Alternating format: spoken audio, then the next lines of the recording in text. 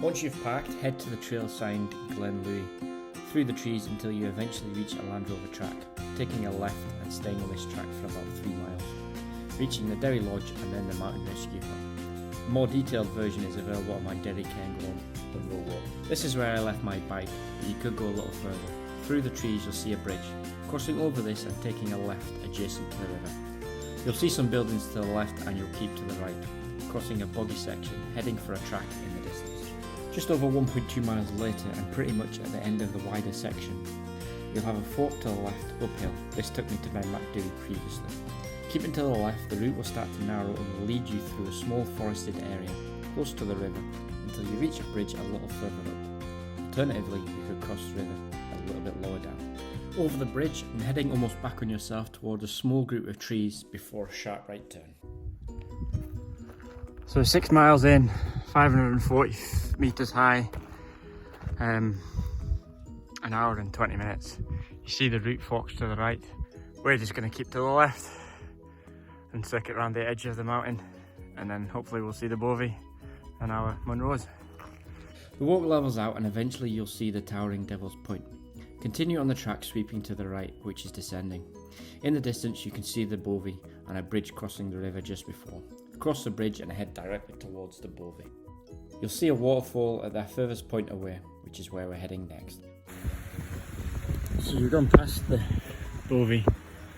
The footpath runs adjacent to the stream on the right, and then it zigzags its way across various parts of it before we take a left.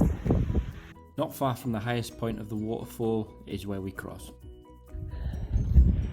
Once you've passed the waterfall, the level's off a lot more. You can see there's a faint path.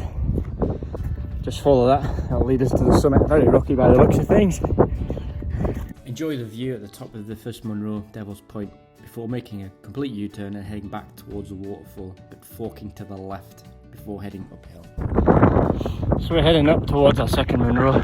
There is a route to the right you can take close at the edge. I'm just going directly straight up in this section, which is not too difficult. You'll reach a summit, not one of the Munros, but you'll be on the very edge of the corrie, keeping to a faint track with a gentle descent before taking a steeper climb to the boulder-field summit of Cairn, Toul, with great views down to the Lochran and the ridge where you're about to walk. You continue along the ridge to your third Munro, again with the continued great views. Following the ridge again for a short period before I decided to take a slight detour away towards the pools of Dee, the very start of the River Dee, also the home of many reindeer, before heading back towards the ridge.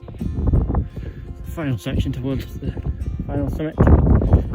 There's a faint path initially and it's just onto rocks. Just again, slightly to the left. You'll cross over a flat section of water just above the falls of Dee, with the final Munro summit in view on the ridge ahead, taking it a minute to enjoy the great views back from where you came and of the quarry. Continue along the ridge, making a descent towards a lesser summit before a small ascent passing by this summit, spotting some aircraft remain. After this point you'll quickly descend towards the Lerou, taking the track when it forks to the right down into the Lerou. Continue right, heading back into the mountain pass, taking in the stunning views right through, before eventually reaching the mountain bovie from earlier and retracing your steps back to the car.